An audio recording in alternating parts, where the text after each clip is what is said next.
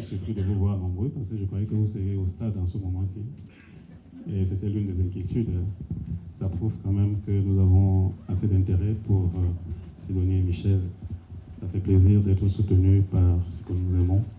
Et ça fait plaisir aussi de partager ces moments, même si c'est des moments de douleur. Mais je pense que pour ce qui est de nos parents, j'ai toujours dit que quand nos parents meurent, ça ne doit jamais être des moments de douleur. Ça doit être des moments de joie. Parce qu'ils ont accompli leur rôle, ils ont accompli leur mission. Et la joie des parents, c'est de se faire enterrer par leurs enfants et non le contraire. Le contraire, ce sera une catastrophe pour les parents. Mais comme nous sommes là, nous avons déjà chanté à l'entrée, Dieu est là au cœur de nos vies. Il est là au cœur de notre existence pour nous montrer que seule l'espérance sur cette terre est le moteur de notre action. C'est pour ça que j'ai choisi aussi pour les textes la messe de demain. Puisque je sais que vous êtes chrétiens, donc je choisis ça en avance. Quand vous allez à la messe demain, vous serez déjà un peu informé de ce qui va se passer. Donc, la messe de demain nous montre que Dieu est à l'origine de notre vocation. Il est à l'origine de tout ce que nous faisons. Et notre corps est le temple du Saint-Esprit. C'est sur ces fondements que nous sommes réunis ici, au nom du Père et du Fils et du Saint-Esprit. Amen. Le Seigneur soit avec vous. Et avec votre esprit. La méthodologie principale dans la prière pour nous les catholiques, mais ça doit être pour tous les chrétiens, qu'on soit catholique ou pas. Cette méthodologie est la suivante. Chaque fois que vous commencez à prier, Dieu, chez vous, partout, ne commencez pas à imiter les paroles. Seigneur, donne-moi un mari, donne-moi une femme, donne-moi ceci, donne-moi le travail. Non. Commencez d'abord par reconnaître que vous êtes pécheur. Parce que cette disposition, cette prédisposition nous permet donc d'être purifiés et de parler à Dieu. Ça suppose que nous demandons d'abord d'être blanchis. Celui qui n'est pas pur ne peut pas se présenter devant les gens. Si tu es sale, tu vas pas être devant quelqu'un. Tu vas indisposer les gens. Donc c'est exactement la même chose. Donc nous allons demander pardon pour nos fautes, mais surtout pour les fautes de Maman Thérèse. Et chaque fois qu'elle n'a pas été à la hauteur comme nous, à la hauteur de l'amour de Dieu, nous allons demander au Seigneur la miséricorde pour elle, pour son âme qui est liée.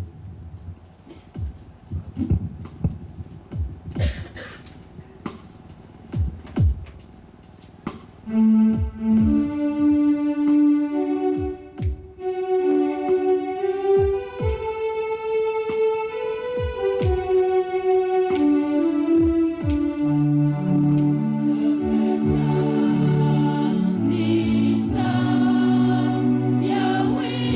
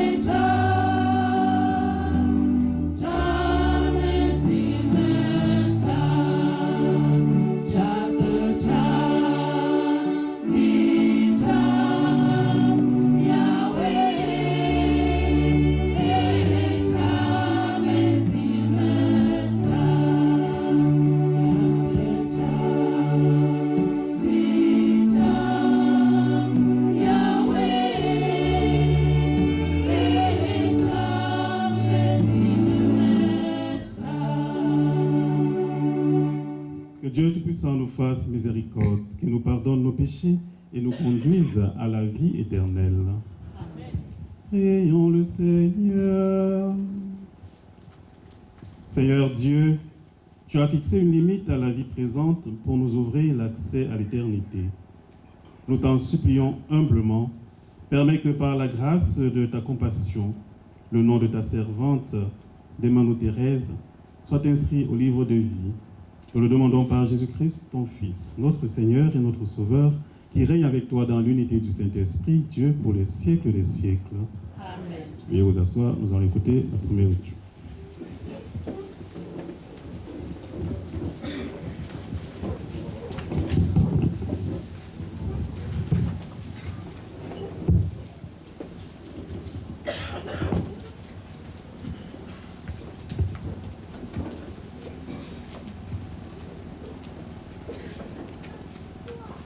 Première lecture. Lecture de la première lettre de Saint Paul, apôtre aux Corinthiens. Frères, le corps n'est pas pour la débauche, il est pour le Seigneur, et le Seigneur est pour le corps. Et Dieu, par sa puissance, a ressuscité le Seigneur, et nous ressuscitera nous aussi. Ne le savez-vous pas? Vos corps sont les membres du Christ. Celui qui s'unit au Seigneur ne fait avec lui qu'un seul esprit. Fuyez la débauche. Tous les péchés que l'homme peut commettre sont extérieurs à son corps. Mais l'homme qui se livre à la débauche commet un péché contre son propre corps. Ne le savez-vous pas? Votre corps est un sanctuaire de l'Esprit Saint, lui qui est en vous, et que vous avez reçu de Dieu. Vous ne vous appartenez plus à vous-même, car vous avez été achetés à grand prix. Rendez donc gloire à Dieu dans votre corps. Parole du Seigneur. Nous rendons grâce à Dieu.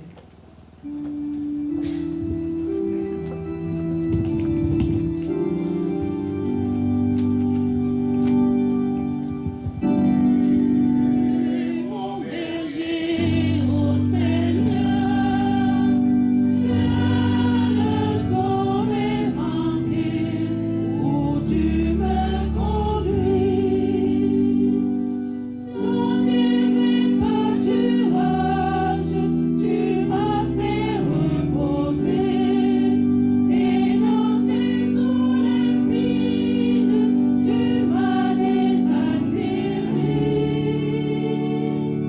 Tu es mon berger, ô Seigneur, rien ne saurait manquer où tu me conduis. Dans la vallée de l'ombre, je ne crains pas la mort, car force et ta présence seront mon réconfort. Tu es mon berger, ô Seigneur, rien ne saurait manquer où tu me conduis. Fais ta justice sainte, tu traces mon sentier, pour faire mieux connaître ta gloire et ta bonté. Tu es mon berger, ô Seigneur, rien ne saurait manquer où tu me conduis.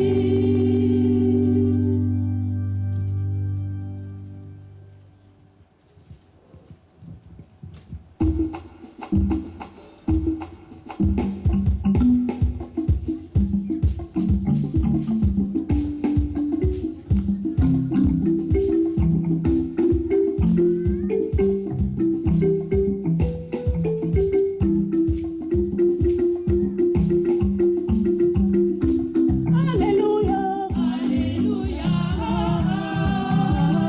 Alléluia,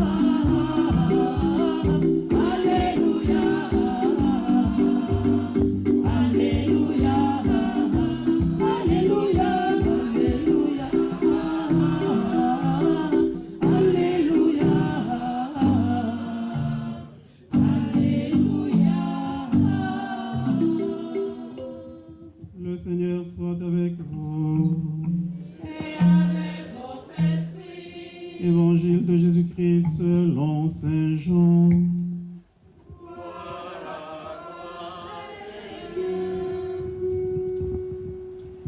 En ce temps-là, Jean le Baptiste se trouvait avec 2 de ses disciples.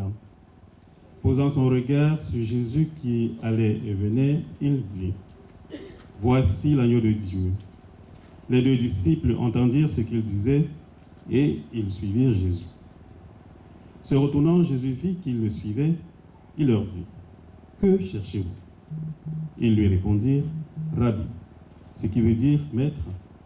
« Où demeures-tu » Il leur dit, « Venez, et vous verrez. » Ils allèrent donc, ils virent où il demeurait, et ils restèrent auprès de lui ce jour-là. C'était vers la 10e heure, environ 4 heures de l'après-midi. André, le frère de Simon-Pierre, était l'un des 2 disciples qui avaient entendu la parole de Jean et qui avaient suivi Jésus. Il trouve d'abord Simon, son propre frère, et lui dit, « Nous avons trouvé le Messie », ce qui veut dire Christ. André amena son frère à Jésus. Jésus posa son regard sur lui et dit, « Tu es Simon, fils de Jean, tu t'appelleras Képhas », ce qui veut dire Pierre. Acclamons la parole de Dieu. Louange à toi, Seigneur Jésus. Veuillez vous asseoir.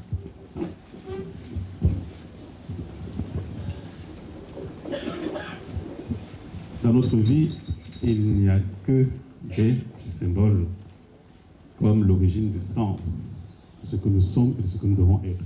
Quand je dis il n'y a que des symboles, ça veut dire qu'au départ, il y a quelque chose qui va nous conduire vers autre chose. Lorsque nous écoutons très bien ce que nous avons lu, nous voyons dans l'Évangile que c'est à l'origine de la présentation du Christ par Jean-Baptiste que les propres disciples de Jean-Baptiste vont quitter Jean-Baptiste pour suivre le Christ. L'image est très forte. Ça veut tout simplement dire que nous ne pouvons pas tracer notre chemin tout seuls. Même si nous avons une prétention innée en nous, nous pensons que parfois nous sommes seuls à faire des choses extraordinaires. C'est faux. Et dans la logique de notre création, de notre existence, Dieu va nous poser comme le départ, l'origine de nos actions, les parents. Il faut bien comprendre comment ça se passe. On n'a pas eu la première lecture de demain, c'est la deuxième. La première de demain, c'est Samuel. Et dans Samuel, on sait très bien que c'est la maman de Samuel qui avait prié parce qu'elle était stérile. Et elle a prié Dieu en faisant un pacte presque en disant, si tu me donnes un fils, je vais te le consacrer. Donc vous allez voir que même là, c'est la maman de Samuel qui sert à l'origine, d'abord de la naissance de Samuel, ensuite de la vocation de Samuel. Donc, Dieu va poser les parents. Et quand il va poser les parents vont être, je vais peut-être vous choquer, je vous assure c'est biblique, vont être nos dieux sur terre. Hein? On est d'accord ou pas? Il y a quelques personnes qui ont répondu. Nous sommes d'accord ou pas? Quand je pose la question pour les enfants maudits qui ne reconnaissent pas leurs parents comme étant les dieux sur terre. Dieu va donner la force, la capacité aux parents de donner la vie. Jusque-là, tout est clair. Et après, chacun de nous va se frayer un chemin. Les disciples qui ont été pointus du doigt, qui ont suivi Jésus parce que Jean-Baptiste a présenté Jésus, ils doivent répondre donc à la question: que cherchez-vous? Et cette question, c'est la question existentielle, c'est la question de chacun de nous. Qu'est-ce que tu cherches dans la vie? Tu cherches quoi? Donc, une fois que tes parents t'ont mis au monde, tu dois te déployer. Que cherches-tu? C'est à ce moment alors que le diable va commencer à... Tu cherches quoi? Cette question va tout simplement remettre en exergue deux choses existentielles. La première chose, c'est notre définition, la définition de chacun de nous. L'identité de chacun de nous, nous sommes tous des êtres humains. Mais l'identité de chacun de nous doit se forger tous les jours au toucher de l'expérience des autres, au toucher de l'expérience de sa propre vie. Les difficultés, les problèmes, tout ce qu'on peut citer, les projets qui échouent, les biens qui ne vont pas bien. il doit être redéfini. Première chose. Deuxième chose, l'orientation de notre vie. Comment tu orientes ta vie? Quand tu sais qui tu es, tu sais ce que tu peux, ce que tu ne peux pas. Comment tu vas donc orienter cette vie-là? Que cherchez-vous? Posez Jésus la question. Et pourtant la réponse est claire, puisque si on te suit, si je te suis, c'est que je te cherche. Il n'y a rien de plus logique. Si les disciples ont suivi le Christ, c'est qu'ils les cherchent. Et je vais vous donner un petit secret. Quand vous lisez la Bible, vous allez voir que dans toutes les rencontres avec le Christ, quand les gens vont suivre le Christ, il va toujours poser la question: que cherchez-vous? Que veux-tu que je fasse pour toi? Pourquoi? Parce que chacun de nous doit assumer son orientation. Chacun de nous doit assumer ses choix. Chacun de nous doit assumer la direction qu'il prend. Il y a des gens, nous on pense souvent, les chrétiens pensent souvent: ah non, Dieu va faire ceci. Non. Dieu ne va pas faire comme ça. Bouge. Bouge. Il faut savoir ce que tu veux. Bouge. Ça va? Oui, Dieu est là. Dieu contrôle. Contrôle de quoi? Dieu contrôle quoi? Dieu ne contrôle rien. Bouge. Mets-toi en marche. Et cherche à savoir ce que tu veux avec Dieu. Vous avez déjà vu un Dieu qui dort?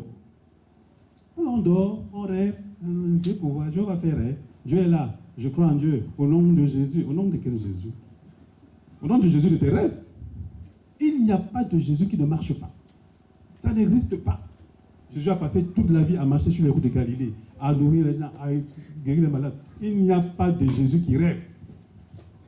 Mes chers frères et sœurs, si j'ai choisi la messe de demain, c'est parce que tout cela va nous rappeler que si nous vivons, nous existons, il y a eu à l'origine nos parents. Je reviens encore à la source. Et lorsque nous évoluons dans les Écritures saintes, la deuxième lecture, demain qu'on a lu en premier aujourd'hui, Saint Paul va faire le résumé de toute cette expérience-là. Il va se rendre compte que malgré tout ce qu'il a fait, tout ce qu'il a été, au contact de Dieu, il y a une seule chose qui demeure. C'est que l'être humain, dans sa constitution physiologique, a en lui aussi et du physique et du spirituel, et que même le physique que nous avons dans nos corps, notre corps là, est essentiel dans la rencontre avec le Christ. Il s'est rendu compte que le corps de l'homme est le temple de l'esprit. Mais pour arriver à ce niveau-là, il va falloir passer par des étapes de ce qu'on appelle une expérience de maturité spirituelle. Parce que celui qui arrive à comprendre que son corps est le temple de l'Esprit Saint, c'est celui qui a déjà fait la différence entre le corps et l'esprit. Vous regardez comme de façon qu'on est. Vous avez compris? Je répète. Aujourd'hui, on est à l'école.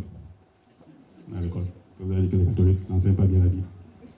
C'est un petit catholique qui vous parle. Vous avez votre corps. Hein? Le corps là. Vous faites le make-up, vous faites tout ce que vous voulez, les phares, les machins. Vous avez les maisons, vous allez vous coiffer, tout. Vous vous habillez bien et tout. Votre corps. Quand on vous voit, quand on se voit, on voit à l'extérieur le corps. Pour les clairs. Tous les péchés sont extérieurs au corps. Mais, dans notre vie, nous travaillons cette carcasse. Elle n'est pas que, le corps n'est pas que la carcasse. Puisqu'il y a des événements qui échappent à notre corps. Hein? Les envies, les jalousies. Je continue à citer. Le Congosa. Je cite encore. Je cite encore. La liste est longue. Donc ces choses-là viennent d'où? De l'intérieur. Les intentions mauvaises, les rancunes, le manque de pardon, l'intolérance, l'indiscipline. Mais une fois que ces choses sont internes à nous, elles viennent du corps, de l'intérieur du corps, il y a donc une autre nature en nous qui n'est pas que corporelle, elle est spirituelle. Et dans cette nature spirituelle, c'est tout simplement l'Esprit de Dieu qui habite en nous. Qu'est-ce que le livre de la Genèse dit? Dieu créa l'homme, femme à son image, il les créa, il souffla sur eux son esprit. Donc nous avons en nous l'esprit. Ça veut dire que l'Esprit de Dieu qui habite en nous habite un corps qui va donc devenir finalement quoi? Le sanctuaire de Dieu. C'est facile à comprendre. Vrai ou faux? Mais si l'Esprit de Dieu habite en nous, ça veut dire que notre corps est quoi? La maison de l'Esprit de Dieu, le temple de Dieu. C'est tout ce que Paul est en train de dire. Moi, je vous embrouille avec les groupes français, en fait. Mais c'est tout ce que Paul est en train de dire. Donc, mais le problème, c'est que quand nous vivons dans notre vie, nous ne faisons pas attention à l'aspect spirituel. Nous sommes toujours dans notre corps.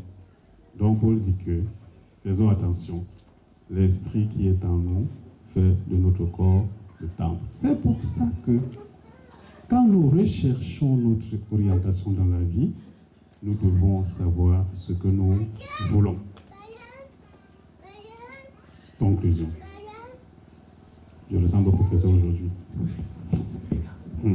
D'autres mamans qui est là, pour laquelle nous sommes là. Comme tous nos parents. Je voudrais m'adresser à nous tous qui sommes jeunes. Bon, on est déjà vieux, hein, parce que vous êtes aussi déjà les parents. Est-ce que vous pensez que nos parents ont su faire la différence entre le corps et l'esprit dans leur façon de vivre? Hein? Répondez à haute voix, vous avez honte de répondre devant. Répondez à haute voix, hein, vous regardez, vous regardez. Répondez à haute voix. Pourquoi alors nous autres, nous n'avons pas fait ces différences? Pourquoi dans notre génération, on n'arrive pas? Alors qu'on a reçu l'éducation de nos parents qui nous ont appris comment faire la différence entre le corps et l'esprit. Comment reconnaître que le corps, notre corps est le temple du Saint-Esprit. Pourquoi on n'arrive pas? Vous voulez que je vous dise pourquoi? La liste sera encore très longue. TikTok, Facebook, WhatsApp, Snap. Et certains d'entre nous sont passés des maîtres dans les clashs. Celui qui ne fait pas les clashs n'est pas star. Celle qui ne fait pas les clashs n'est pas star, n'est pas star. Voilà le modèle de vie que nous avons avec nos corps. Ah, quand je commence à parler là, c'est chaud, hein? Donc nous ne pouvons pas entrer dans la dynamique de nos parents de cette génération-là. Nous ne sommes pas du tout dans cette dynamique. Nous sommes dans la dynamique du voyeurisme. Tu manges les coquettes dans ta chambre, tu dois filmer, tu montres à tout le monde. Tu laves les assiettes à 3h du matin, tu dois faire un direct. Connectez-vous comme disait l'autre. Venez voir. Hein? Même les bébés, on montre. Les bébés, on montre les bébés partout, tout le monde voit. On veut les vues, on veut ceci. La difficulté, notre difficulté actuelle, de savoir ce que nous voulons derrière le Christ, c'est parce qu'en fait, nous n'avons même pas suivi le Christ du tout, comme les disciples de Jean-Baptiste. Nous n'avons pas suivi. Voici l'agneau de Dieu. Nous, on est là, on regarde, on cherche TikTok, on regarde. Voici l'agneau de Dieu. Ça ne nous concerne pas. On n'a même pas suivi le mouvement. On n'a pas suivi le mouvement de la maturation spirituelle avant d'atteindre la maturité spirituelle. Deux mots différents en français pour ceux qui ont fait les grosses études là. Maturation et maturité. On n'a même pas commencé la maturation pour atteindre la maturité. Parce qu'on n'est pas du tout, on ne sait pas du tout sur le chemin. Quand nos parents nous voient de là-haut, je vous assure, je suis sûr que parfois ils ont envie de prendre la chicotte pour venir nous fouetter encore. Parce que nous sommes le contraire. Parfois le contraire de ce que nous avons reçu d'eux. Totalement le contraire. Première chose, l'échec de notre maturité vient de l'échec de notre maturation. Donc on n'a même pas suivi le moment de choses. Deuxième raison de l'échec. Au lieu de considérer le corps, notre corps comme le temple du Saint-Esprit, on a considéré notre corps comme le temple de quoi? Hein?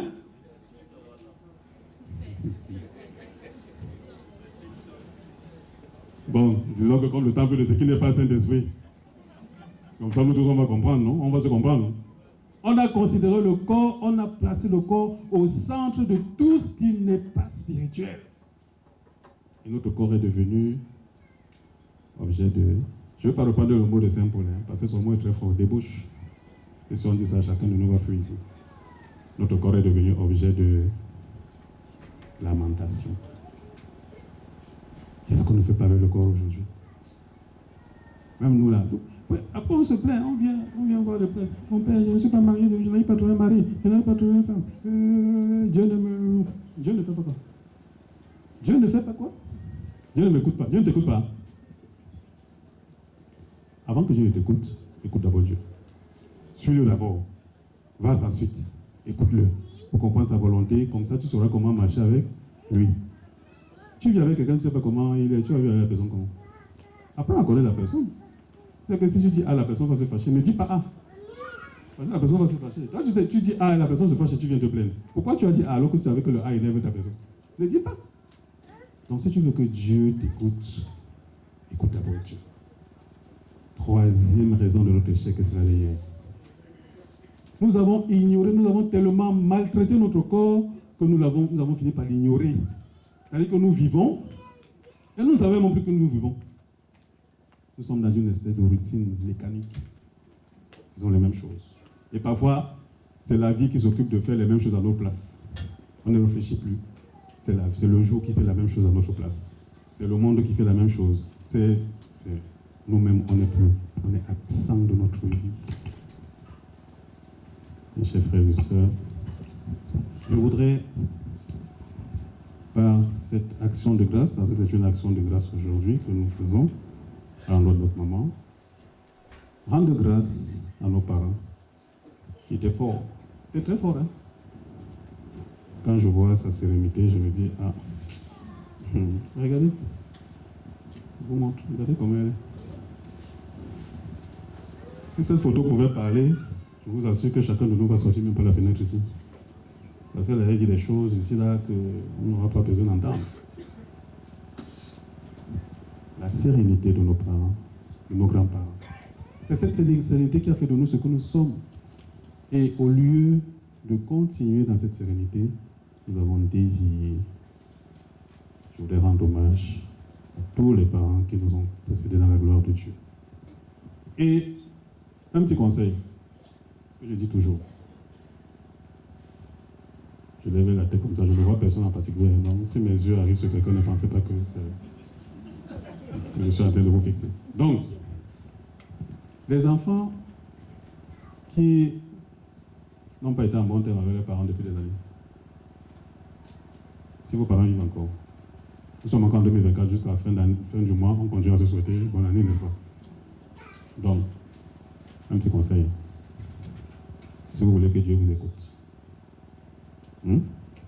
allez demander pardon à vos parents. D'accord? Je ne demande pas votre accord, c'est une information, c'est un conseil que je vous donne. Allez demander pardon à vos parents. Quelque part, j'ai dit surtout les filles, on a dit que non, j'étais désolé. Bon, surtout les filles. Allez demander pardon à vos parents. Si vous ne le faites pas, vous courez dans le sang. Et il n'y a pas de médicaments sur la terre, il n'y a pas de bénédiction. N'allez pas voir les prêtres pour vous bénir parce que vous êtes en mauvais temps avec votre maman, ça ne va jamais marcher. Jamais. Jamais de la vie. Si vous allez voir un prêtre qui vous bénisse parce que ça ne marche pas avec votre maman, ça ne marchera pas. Allez plutôt voir votre maman pour lui demander pardon. Après, ensuite, venez voir le prêtre. Il va vous bénir. C'est comme ça que ça fonctionne. Vous croyez que Dieu est fou? Dieu est fou de nous donner nos mamans. Donc il n'y a que les enfants fous et insensés, manque de sens. Le mot latin c'est insensu. Manque de sens, qui pensent qu'ils peuvent vivre en dehors de leur maman et leur papa. Honore ton père et ta mère, c'est biblique. Nous honorons aujourd'hui la mémoire de notre maman et à travers elle, la mémoire de tous nos parents. Loué soit Jésus-Christ. Loué soit Jésus-Christ. Celui qui a les oreilles pour entendre. Voilà, merci.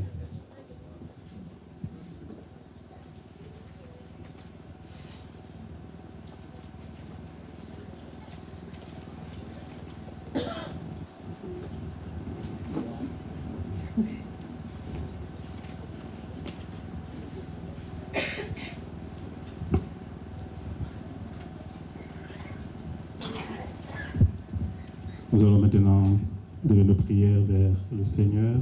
Nous allons prier pour toutes les familles endeuillées. Nous allons prier pour Simone, toute la famille, pour Michel et pour toute la famille au Cameroun, afin que le départ de Maman Thérèse ne soit pas une occasion de chute pour la famille, mais plutôt une occasion pour renforcer les liens à cette nouvelle année. Prions le Seigneur.